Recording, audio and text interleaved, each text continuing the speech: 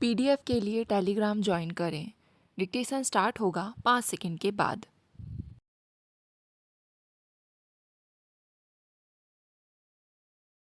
मान्यवर माननीय उपसभा अध्यक्ष जी ने जो विधेयक रखा है उसके द्वारा राष्ट्र की जो सबसे प्रमुख और भयंकर और विराट समस्या है उसके लिए उन्होंने इस सदन का ध्यान आकर्षित किया है। सचमुच में राष्ट्र के सामने बेरोजगारी की, मकान की और सबको भोजन मिल सके, कामकाज मिल सके, उन समस्याओं की ओर ध्यान आकर्षित किया गया है। यह बात सही भी है कि बेरोजगारी दिन पर दिन बढ़ती चली जा रही है और मेरी जानकारी में है कि 30 करोड़ से ज़्यादा लोग रोजगार वर्ग में आते हैं और इनमें से जो 3 करोड़ 60 लाख लोग हैं वह उद्योगों और अन्य सेवाओं में खप जाते हैं। सबको रोजगार देने के लिए कम से कम 20 करोड़ रोजगारों का सृजन करना आवश्यक हो जाएगा। मान्यवर, मैं आपका ध्यान आकर्षित करना चाहता हूँ कि निकट भविष्य में लगभग 70% भारतीय 35 वर्ष से कम की उम्र के होंगे, तो राष्ट्र एक युवक राष्ट्र होगा और बेरोजगार नौजवानों की भीड़ भी इकट्ठी हो जाएगी, जो भारी चुनौती होगी और प्रतिदिन 50-60 लाख युवक रोजगार कार्यालयों में अपना नाम दर्ज कराने हर वर्ष आते हैं और केवल 3 लाख रोजगार पाते हैं। यह बड़ी विकट समस्या है और यह राष्ट्र के सामने है। अब तो बेरोजगारी की समस्या इंग्लैंड और अमेरिका में भी हो गई। अभी हम कल अखबार के अंदर पढ़ रहे थे कि जापान में भी बेरोजगारी की समस्या सामने आने वाली है। बेरोजगारी की समस्या सारे विश्व में नासूर बन जाएगी और कितना कठिन होगा इसका निदान हम इस सब के लिए कठिन ही नहीं असंभव हो सकता है, क्योंकि वहाँ काफ़ी मात्रा में बेरोजगारी हो रही है और दुनिया के अंदर जो उनकी बैंकिंग पद्धति थी, उद्योग पद्धति थी, वह लड़खड़ाने लगी है। तो यह मत समझिए कि सिर्फ हिंदुस्तान के सामने यह समस्या है, सबके सामने है और उन्नत देशों के सामने भी आने वाली है।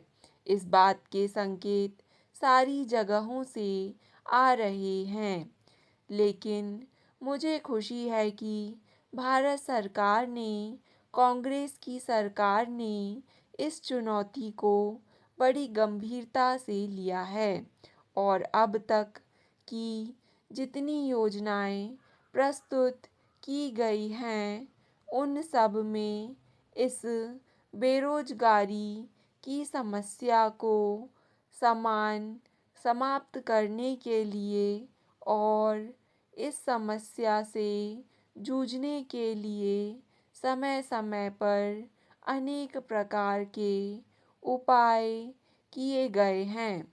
नौजवानों को काम दिलाने की व्यवस्था की गई है।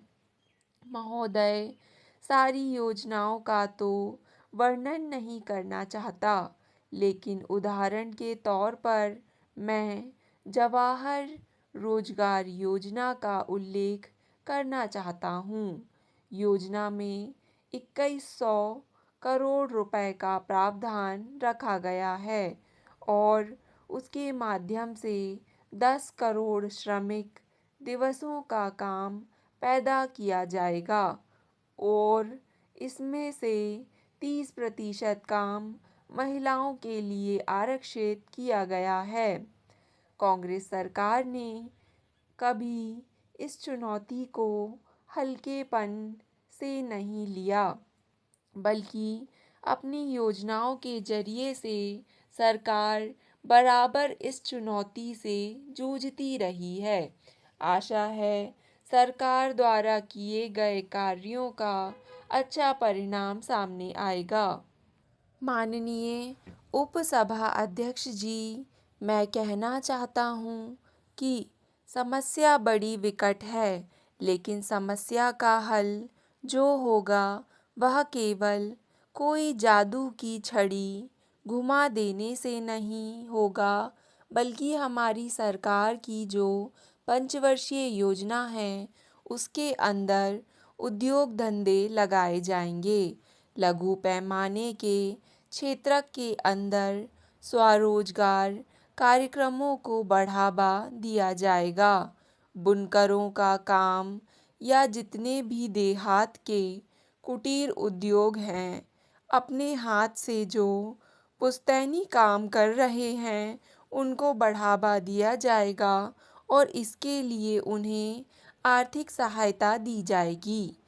इस समस्या किसी जादू की छड़ी से समाप्त नहीं हो सकती है, बल्कि इसके लिए जो हमारी विभिन्न प्रकार की योजनाएं हैं, गांव से लेकर शहर तक उनका सही ढंग से कार्यान्वयन करना पड़ेगा। आजकल तो लोग बैंकों से ऋण भी लेते हैं। इससे बहुत से नौजवानों को अपना रोजगार खड़ा करने का अवसर मिला है, लेकिन ये सारी चीज़ें तभी सफल हो पाती हैं जबकि इनका कार्यान्वयन सही हो। चीज़ें बेरोजगारी के बारे में जैसे मैंने निवेदन किया, कांग्रेस पार्टी के हर घोषणा पत्र में इस बात का उल्लेख है। चाहे किसी भी योजना को देखिए, कांग्रेस सरकार इस बात को कभी भूली नहीं है और तुली हुई है। इस समस्या के हल के लिए प्रधानमंत्री ने कमज़ोर वर्ग की ओर विशेष ध्यान देकर उनको मजबूत भी किया है। आज हमारे सामने मकानों की कमी की समस्या है। मकानों की बड़ी विकट समस्या है। देहात के अंदर बहुत सारे लोग हैं जिनके पास रहने के लिए घर नहीं हैं, झोपड़े नहीं हैं। बम्बई के अंदर लाखों की संख्या में लोग फुटपाथ पर सोते हैं। दिल्ली शहर में भी अब फुटपाथ पर सोने का रिवाज बढ़ रहा है। झुग्गी झोपड़ियाँ बढ़ रही हैं।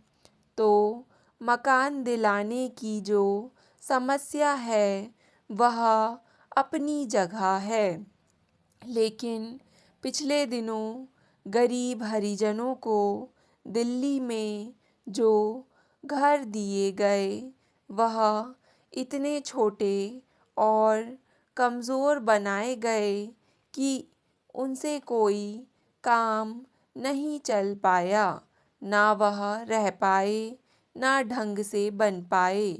उनकी उचित देखभाल भी नहीं की गई। बनाते समय इस बात का विचार नहीं रखा गया। आखिर कहाँ ये लोग रहेंगे, कहाँ इनके बच्चे सोएंगे।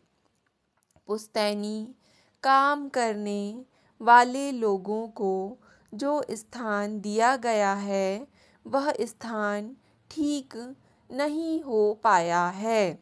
नई योजना के अंतर्गत हमारी सरकार की जो नीति है उसमें इस बात का ध्यान रखना चाहिए कि मकान बनाते समय जो ज़मीन उनको दी जा रही है या जिनको मकान बनाने के लिए आर्थिक सहायता दी जाती है उनको देखना चाहिए कि यह ज़मीन ठीक है या नहीं, वह शहर या गांव के बाहर ना हो कि उनके आने जाने के लिए रास्ता भी ना हो।